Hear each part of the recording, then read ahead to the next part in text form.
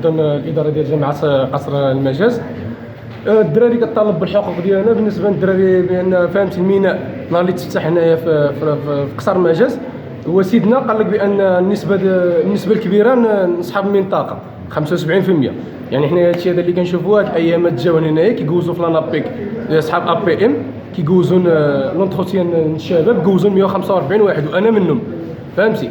يعني كيدوزوا لك يعني ديك لونتروتيان سيو كيسقسيك على اللغه اللونجلي، هذه هي اللي ركز لي عليها اللونجلي. ملي كيجاو جوزوا الدراري لونتروتيان 145 واحد كاملين، في الاخر معيطين من 10 ومشاو الدراري كيشوفوا الخدمه بلاصه الخدمه، يعني شكون اللي كاين وكذا، كيجبروا 160 واحد كاملين برانيين.